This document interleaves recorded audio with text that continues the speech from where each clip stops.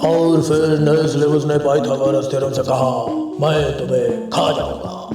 फिर वो उसको खा गया। फिर उसको और भूख लगी, वो रिमाइंडर थ्योरम भी खा गया, वो क्रॉस मल्टीप्लिकेशन मेथड भी खा गया, वो कंस्ट्रक्शंस भी खा गया।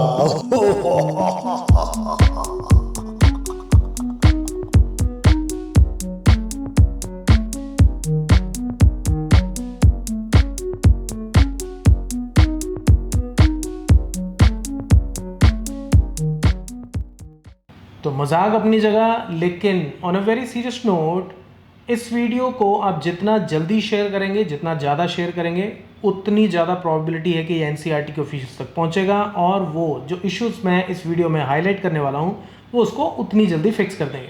देखो, इतना ज़्यादा सिलेबस जब चेंज होता है, इतना मेजर जब चेंजेस होते हैं, तो कई बार कुछ कमियां पेशियां रह जाती हैं। तो मैथमेटिक्स की क्लास 9 और 10 की बुक्स में मुझे कुछ मेजर ऐसे इश्यूज नज़र आए जो मुझे लगा कि उनको हाईलाइट करना बड़ा ज़रूरी है, ताकि एनसीईआरटी के ऑफिशियल जो हैं वो उसको जल्दी फिक्स कर सकें। अब इश्यूज़ क्या हैं, मैं 3 मेजर इश्यूज़ आपको बताता हूँ कि इन बुक्स में क्या इश्यूज़ हैं और इसको बड़ी जल्दी उनको फिक्स कर देना चाहिए। सबसे पहले, जैसे क्लास 10 का चैप्टर 6 है ट्रायंगल्स, उसका पहला ही स्टैंजा है, उसमें लिखा हुआ है we shall discuss the similarity of triangles and apply this knowledge in giving a simple proof of Pythagoras theorem।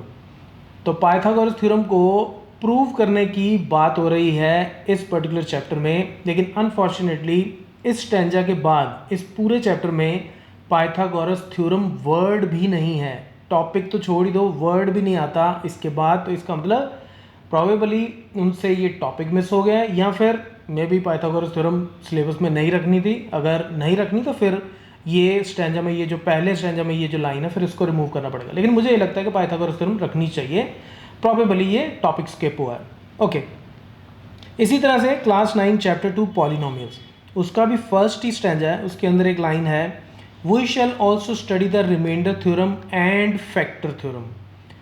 तो फैक्टर थ्योरम तो हमने स्टडी की है इस चैप्टर में और उसका प्रूफ भी हमने लर्न किया है, लेकिन फैक्टर थ्योरम को लर्न करने के लिए रिमाइंडर थ्योरम, जो साथ में रिमाइंडर थ्योरम भी लिखी हुई है, रिमाइंडर थ्योरम का प्रूफ जो है वो रिक्वायर्ड होता है फैक्टर थ्योरम को प्रूव करने के लिए। तो अनफॉर्चुनेटली अब क्या है कि फैक्टर थ्योरम तो है, लेकिन रिमाइंडर थ्योरम का पूरा सेक्शन जो है वो गायब है।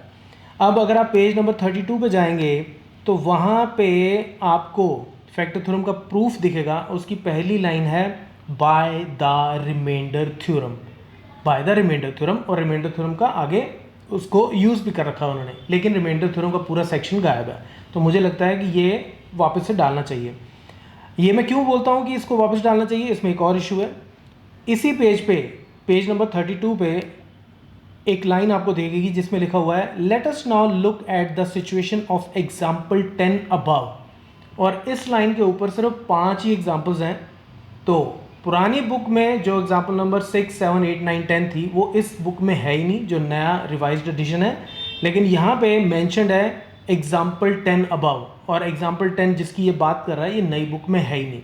तो ये भी इनको फिक्स करना पड़ेगा। अब नेक्स्ट एक और बहुत मेजर इशू है, वो है class 9 chapter 6 lines and angles. इसमें बहुत सारे टॉपिक्स, थ्योरम्स, एक्सियम्स जो हैं वो गायब हैं। गायब है मतलब कि हटा दिए गए हैं, लेकिन मुझे लगता है कि वो वापस से डालने चाहिए।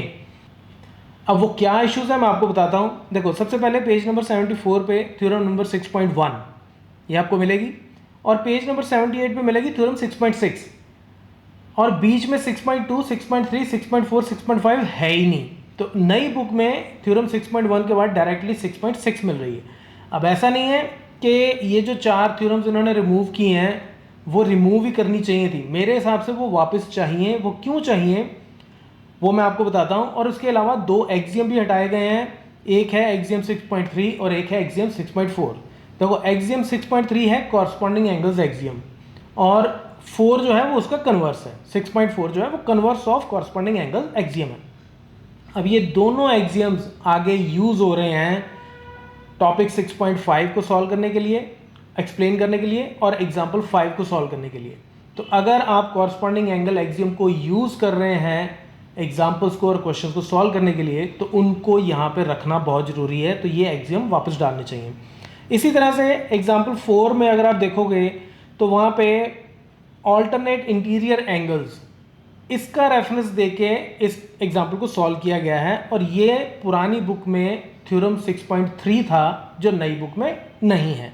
इसके अलावा एग्जाम्पल 6 है जिसमें interior angles on the same side of a transversal की बात की गई है, लेकिन नई बुक में ट्रांसवर्सल का कॉन्सेप्ट भी हटा दिया गया, और थ्योरम 6.4, थ्योरम 6.5 ये भी रिमूव कर दिए गए जो इसी एग्जाम्पल को सॉल्व करने के लिए हम यूज़ कर रहे हैं।